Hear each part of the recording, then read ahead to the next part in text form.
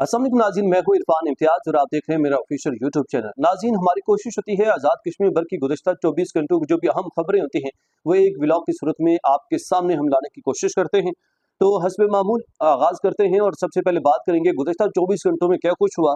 तो नाज़रीन, जैसा आपको पता है, पिछले व्लॉग में भी मैंने डिस्कस किया था कि शौकत नवाज़ मीर की जो गिरफ्तारी है वो कर ली गई है और शौकत नवाज़ मीर की गिरफ्तारी के बाद अ, अभी तक उनके जो है ना कुछ भी अता पता नहीं है, कुछ भी खबर मंजर-आम पर नहीं आई है कि शौकत नवाज़ मीर किधर हैं, किस हालत में हैं, इस पे अभी कुछ भी नहीं कहा जा सकता। लेकिन दूसरी जानब जो हुकूमती अरकान हैं या फिर जो पुलिस सरकार है, उनकी तरफ से इनकार कर दिया गया है कि हमारे पास शौकत नवाज़ मीर नहीं है, हमने उसको गिरफ्तार नहीं किया है। तो ये कुछ अपडेट्स हैं और इसके अलावा अगर हम बात करें, एक और वीडियो भी मंजर-आम पर आई है और वो वीडियो बेसिकली आप उसमें वो देख सकते हैं कि शौकत नवाज़ मीर की गिरफ्तारी के दौरान की वीडियो है। जब गिरफ्तार किया जा रहा था शौकत नवाज़ मीर को, जंगल के अंदर और झाड़ियों के अंदर मौजूद थे, वहाँ से जो फोर्सेस है वहाँ पे वो मौजूद थे, पुलिस सरकार मौजूद थे, उन्होंने वहाँ से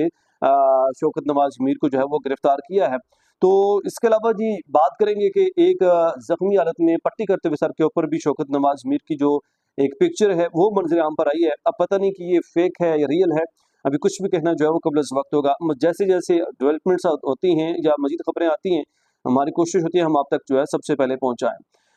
इसके अलावा जी खबर ये है कि कलअदम जॉइंट अवामी एक्शन कमेटी का जो धरना जारी है रावलाकोट धरेक के मकाम पर, तो वो अब उनकी तरफ से ये खबर मंजर-आम पर आई है कि 4 जुलाई तक की डेडलाइन दे दी गई है कि 4 जुलाई तक हमारे साथ जो है वो मुज़ाकरात किए जाएँ। नहीं तो बसूरत दीगर जो है हम वो लॉन्ग मार्च करने को तैयार हैं। 5 मार्च को हम लॉन्ग मार्च कर लेंगे मुज़फ़्फ़राबाद की तरफ। अच्छा भाइयों, इसके अलावा खबर ये भी है कि लॉन्ग मार्च के साथ-साथ ना सिर्फ पाकिस्तान के अंदर, आज़ाद कश्मीर के अंदर, बल्कि दुनिया भर के जहाँ-जहाँ कश्मीरी मौजूद हैं, ओवरसीज़ कश्मीरी मौजूद हैं, वहाँ पे ये हड़ताल की कॉल दे दी गई है। और ख़ास करके अगर हम बात करें यूके के अंदर एक सबसे बड़ी हड़ताल की कॉल दी गई है 5 जुलाई को, जैसे मैंने पिछले ब्लॉग में भी डिस्कस किया था। और जो मिनिमम उनकी तरफ से डिजिट दिया गया है वो 1 लाख का डिजिट दिया गया है कि 1 लाख कश्मीरी जो है वो सड़कों के ऊपर निकलेंगे। लेकिन याद रहे कि 1 मिलियन से अबव जो कश्मीरी हैं वो यूके के अंदर मौजूद हैं। तो 1 लाख का मिनिमम डिजिट दिया है, तो एक्सपेक्टेड ये है कि 1.5 से 2 लाख के राउंड अबाउट जो कश्मीरी हैं वो सड़कों के ऊपर निकलते हुए दिखाई देंगे 5 जुलाई को। तो अब देखना ये है कि 5 जुलाई को क्या इसमें मज़ीद डेवलपमेंट होती है, कितनी बड़ी तादाद में कश्मीर कम्युनिटी जो है निकलती है सड़कों के ऊपर। और इसके अलावा बात करेंगे जी कि जब से शौकत नवाज़ मीर की गिरफ्तारी हुई है तो फिर कश्मीर भर के मुख्तलिफ शहरों में जो हड़ताल की कॉल है या एहतजाज वगैरह का जो सिलसिला है वो जारी है। तो पानी वाला रावलाकोट में भी अवामी एहतजाजी मुजाहरे में ख़वातीन और बच्चे समेत हज़ारों अफराद शरीक हुए। इसी तरह जी मीरपुर आज़ाद कश्मीर में भी एक बड़े लेवल का एहतजाज किया गया है और वो तो उसी रात को जब गिरफ्तार किया गया था तो वो सड़कों के ऊपर निकल आए थे। तो ये इसके अलावा अगर हम बात करें मुज़ाकरात के हवाले से, तो अभी कुछ खातिर-ख़्वाह डेवलपमेंट्स नहीं हुई हैं। जैसे मैंने आपको पहले बताया था कि वज़ीर-ए-आज़म शहबाज शरीफ को मनवाने में काफ़ी किरदार अदा किया बिलावल भुट्टो ने और दूसरी तरफ जो है वो मौलाना फज़ल रहमान ने। लेकिन अभी कोई भी जो प्रॉपर वक़्त है वो अ, आया नहीं है मुज़ाकरात के लिए या उनके साथ बैठने के लिए। तो अब इसी तरह अगर हम बात करते चलें कि शौकत नवाज़ मीर के हवाले से अभी कुछ भी जो खबर है वो मंज़र-आम पर अभी नहीं आ सकी है। मुतअद्दिद कोशिशें की गई हैं, कश्मीरी कम्युनिटी की तरफ से भी एहतजाज किया जा रहा है और बार-बार डिमांड की जा रही है कि भई शौकत नवाज़ मीर को सामने लाया जाए या अदालत में जो है वो पेश किया जाए। तो लेकिन जो दूसरी तरफ पुलिस एहलकार हैं वो इस पे मुकम्मल तौर पर इनकार करते हुए दिखाई दे रहे हैं। तो इसके अलावा बात करेंगे कुछ दीगर खबरों के हवाले से जी। पाकिस्तान पीपल्स पार्टी ने आज़ाद जम्मू कश्मीर कानून साज असम्बली के इंतखाबात 2026 के लिए जारी इंतखाबी उम्मीदवारों के मजीद नामों का ऐलान कर दिया है। जो उनके कुछ हल्के रह गए थे वहाँ पर उम्मीदवार फाइनल नहीं हुए थे। इसमें पाकिस्तान पीपल्स पार्टी ने LA-15 बस्ती बाग से सदात ज़ियाद कमर को अपना इंतखाबी उम्मीदवार नामजद कर दिया है। पाकिस्तान पीपल्स पार्टी ने LA-22 रावलाकोट से सरदार अहमद सगीर को अपना इंतखाबी उम्मीदवार नामजद कर लिया और LA-25 अपर नीलम जिला नीलम से अब्दुल वहीद को अपना इंतखाबी उम्मीदवार नामजद कर दिया है जी। तो ये अब तक की डेवलपमेंट हुई हैं। इसके अलावा बड़ी अहम खबर है और खबर ये है कि जी कि मलिक यूसुफ साहब जो कि कोटली हल्का 10 से गालिबन इलेक्शन लड़ने का उनका प्लान था, तो लेकिन उनको टिकट जारी नहीं किया गया था, तो वो उनकी तरफ से फिर जो है वो बड़ा एहतजाज भी रिकॉर्ड किया गया और मायूसी का इज़हार भी किया गया। तो उन्होंने फिर बिलाखिर गुज़िश्ता रोज़ जो है अब्दुल अलीम खान के साथ उनकी मुलाकात हुई है और इस्तेकाम पाकिस्तान पार्टी की तरफ से उन्होंने टिकट जो है वो ले लिया है मलिक यूसुफ ने और बाकायदा उनको टिकट जो है इस्तेकाम में पाकिस्तान पार्टी की तरफ से जारी कर दिया गया है। अब्दुल अलीम खान ने बजाते खुद इनसे मुलाकात भी की, ये थे और कुछ दीगर जो अरकान थे वो भी मौजूद थे और टिकट जो है वो बाकायदा तौर पर उनको जारी कर दिया गया है और अब वो इस्तेकाम में पाकिस्तान पार्टी की तरफ से टिकट जो है वो इलेक्शन लड़ेंगे। इसके अलावा जी बात करेंगे कुछ दीगर खबरों के हवाले से, तो जैसे हमने पिछले ब्लॉग में भी डिस्कस किया था, एक इमरान हुसैन साहब हैं APPG ऑन कश्मीर जो कि आल पाकिस्तान पार्टी जो कश्मीर के वाले से ग्रुप है उस पे जो है वो उनकी एक इजलास बुलाया गया उनकी तरफ से और उनकी तरफ से इजलास में ये कहा गया कि पॉइंट रेज किए गए कि APPG continues work with ministers to press for lifting the lockdown, की आज़ाद कश्मीर में लॉकडाउन जो है वो उठाया जाए, ख़त्म किया जाए और ऑल कम्युनिकेशन इमीडिएटली जो है वो रिस्टोर किया जाए, उनको तमाम जो कम्युनिकेशन है या राब्ते हैं वो बहाल किया जाए, इंटरनेट को बहाल किया जाए, giving access to human rights organisations and peaceful arbitrates, मतलब उनमें के ह्यूमन राइट्स को देखते हुए उनकी जो कवानीन है उनको देखते हुए फैसले वहाँ पे किए जाएँ और वहाँ पे जो फूड का या बाकी दिगर जो अशाया फनोश की किल्लत है और जाने नहीं दी जा रही उस पर जो है भी इजलास बुलाया गया और ये भी पॉइंट रेस किया गया। और इसके अलावा जी एक पीसफुल टेबल टॉक के बल से एक बार फिर उनकी तरफ से जो है इंसिस्ट किया गया है कि टेबल टॉक की जाए और ये कुछ अहम डेवलपमेंट्स हुई हैं। इसके अलावा बात करेंगे जी कि बड़ी अहम खबर है और ख़बर यह है कि जैसे कि मुतअद्दिद जो लोग इससे आगाह हैं और चूँकि मेरा ब्लॉग आज थोड़ा सा लेट हो गया है, तो खबर यह है कि पाकिस्तान पीपल्स पार्टी वालों ने पथराव किया किसके ऊपर, गुलाम कादर के ऊपर। और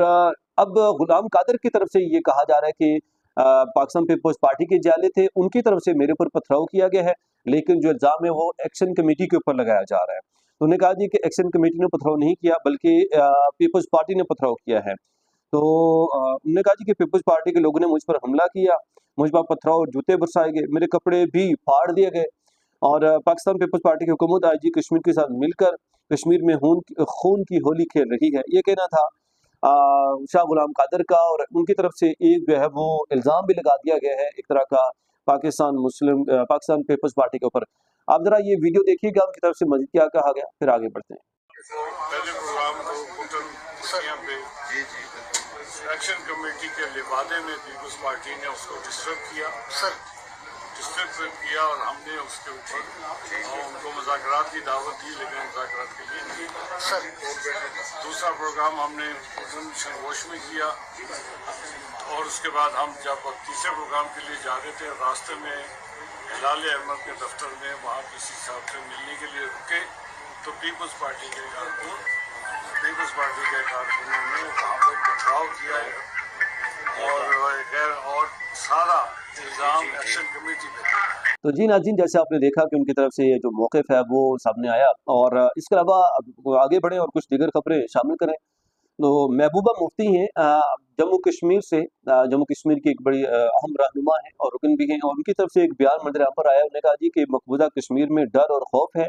आज़ाद कश्मीर कश्मीरियों के लिए जन्नत है, यह कहना था महबूबा मुफ्ती की तरफ से और मौजूदा हालात को देखते हुए उनकी तरफ से ये बयान जारी किया गया है। तो इसके अलावा जी खबर यह है कि SSP हैं रियाज मुगल साहब, उन्होंने BBC से गुफ्तगू में तस्दीक की है कि शौकत नवाज मीर को गिरफ्तार कर लिया गया है। इंतजामिया इस बात को यकीनी बनाएं कि इन पर किसी किस्म का तशद्दुद ना किया जाए, उन्हें अपने वकील तक फौरी रसाई दी जाए और सुबह होते ही मजाज अदालत में पेश किया जाए। साथ ही ये भी यकीनी बनाया जाए कि उन्हें रियासत की हदूद से बाहर मुंतकिल ना किया जाए,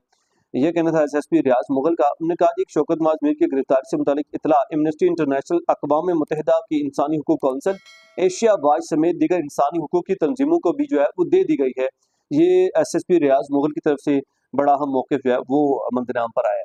और इसके अलावा खबर देंगे जी कि पाकिस्तान तहरीक इंसाफ आज़ाद कश्मीर में 12 नशिस्तों पर इंतखाबात के हवाले से बॉयकॉट का ऐलान कर दिया है और बाकायदा इसके हवाले से उनकी तरफ से एक सर्कुलर भी जारी कर दिया गया है, जैसे आप ये उनका जो सर्कुलर है वो देख सकते हैं। और उनकी तरफ से कहा गया है कि जो 12 नशिस्तें हैं ये गैर कानूनी हैं, तो लिहाजा हम इसका जो है वो कलअदम अवामी एक्शन कमेटी के हक़ में हिमायत करते हुए हम जो है इन 12 नशिस्तों के ऊपर अपने उम्मीदवार खड़े नहीं करेंगे। Party chairman barrister Gohar Ali Khan ने बाकायदा नोटिफिकेशन जारी करते हुए ऐलान किया कि पाकिस्तान तहरीक इंसाफ मुहाजिरीन की 12 नशिस्तों पर अपने उम्मीदवार मैदान में नहीं उतारेगी और इंतखाबात का बॉयकॉट करेगी। नोटिफिकेशन के मुताबिक ये फैसला अवामी मफाद को मद्देनजर रखते हुए किया गया। पार्टी ने वाज़ेह किया है कि मुहाजिरीन की इन 12 नशिस्तों पर पाकिस्तान तहरीक इंसाफ न तो अपने उम्मीदवार खड़े करेगी और न ही इंतखाबी अमल में हिस्सा लेगी। अच्छा, ये उनकी तरफ से 12 नशिस्तों के बारे से सर्कुलर मंजर आम पर आया, लेकिन इसी पे अगर हम बात करें कि पाकिस्तान तहरीक इंसाफ का जो हाई कोर्ट आज़ाद कश्मीर ने फैसला जारी किया था बल्ले पे इलेक्शन लड़ने पे बल्ला उनका जो एक साइन है जो सिम्टम है उसको बहाल कर दिया गया था, लेकिन फिर supreme court of Azad Kashmir ने एक दो रोज के बाद ही उसको जो है कैंसिल कर दिया और दोबारा से उनका जो बल्ले का निशान है वो छीन लिया गया। तो अब एक और खबर ये भी मंजर आम पर आई है, अब इस पे कोई भी तस्दीक नहीं है, और खबर ये है कि पाकिस्तान तहरीक इंसाफ ने तमाम आज़ाद कश्मीर में इलेक्शन लड़ने से भी जो है वो बाइकआउट का ऐलान कर दिया। अब इस पे मजीद क्या डेवलपमेंट्स होती हैं वो आपके सामने रखेंगे जैसे कोई अपडेट आती है नेक्स्ट ब्लॉक में। तो इसके अलावा खबर यह है जी कि कराची बार में पाकिस्तान और कश्मीरी वकला ने एक्शन कमेटी के साथ इजहार यकजहती की है। बड़ी तादाद में जो वकला हैं वो बाहर निकले हैं, उन्होंने प्रोटेस्ट अपना रिकॉर्ड करवाया और कलअदब एक्शन कमेटी के हक में अपनी जो राय है वो भी पेश की है और उनके साथ हिमायत भी की है। इसके अलावा बड़ी अहम खबर है जी कि खबर यह है कि साबिक वज़ीर-ए-आज़म आज़ाद कश्मीर सरदार तमीर इलियास खान ने बिलाखिर जो इस्तीफ़ा दे दिया है, क्योंकि इन्होंने पहले भी कहा था जब इनको टिकट जारी नहीं किए गए थे इनको पसंदीदा कुछ 2-3 हलकों से, तो उसके बाद इन्होंने कहा था जी कि मेरे साथ नाइंसाफ़ी की गई है और मुझे इग्नोर किया गया, मुझे टिकट नहीं जारी किया गया। अब बिलाखिर उनकी तरफ से ये फैसला मंजर आम पर आ गया है कि वो पीपल्स पार्टी को उनने बिलाखिर जो है खैर बात कह दी है और छोड़ दी है, मुस्तफ़ी हो गए। अब कौन सी पार्टी में शामिल हो गए अभी कुछ भी कहना कबल इस वक्त होगा। इसके अलावा जी कुछ दीगर खबरें जो है वो भी आपके गोश गुजार करते चलेंगे क्या कुछ हुआ। और खबर यह है कि वज़ीर-ए-आज़म आज़ाद कश्मीर फैसल मुमताज़ राठौर ने एक ट्वीट किया, उन्होंने कहा जी कि महाजरीन की नशिस्तों की हैसियत तब्दील करने की ज़रूरत है, महाजरीन की नुमाइंदगी को मुकम्मल तौर पर ख़त्म नहीं किया जा सकता। ये कहना था फैसल मुमताज़ राठौर का। उन्होंने कहा जी कि महाजरीन की जो नशिस्तें हैं ये इनकी जो हैसियत है ये तब्दील करने की ज़रूरत है, तो लेकिन मुकम्मल तौर पर जो जम्मू कश्मीर की नुमाइंदगी है, महाजरीन की जो नुमाइंदगी है इसको ख़त्म नहीं किया जा सकता। इसके अलावा जी शाह गुलाम कादर का एक बयान मंजर आम पर आया है, उन्होंने कहा जी कि आज़ाद कश्मीर में मुकम्मल तौर पर हालात कंट्रोल और नॉर्मल में हैं, लेकिन यह है कि दो ज़िला कोटली और रावला कोट को छोड़कर तमाम तरह आज़ाद कश्मीर में जो हालात हैं वो नॉर्मल हैं और वहाँ पे बाकी जो कश्मीर भर में किसी भी तरह की जो हंगामी सूरत हाल है वो देखने को नहीं मिल रही, माँ सवाए कोटली और रावला कोट के हवाले से। नाज़रीन उम्मीद करता हूँ व्लॉग आपके लिए इन्फॉर्मेटिव रहा होगा। अगर आपको हमारी काविश पसंद आती है तो चैनल को सब्सक्राइब करना, बेल आइकन प्रेस करना ना भूलिएगा ताकि इस तरह के इन्फॉर्मेटिव व्लॉग आप तक टाइमली पहुँचते रहें। इजाज़त दीजिए, अल्लाह।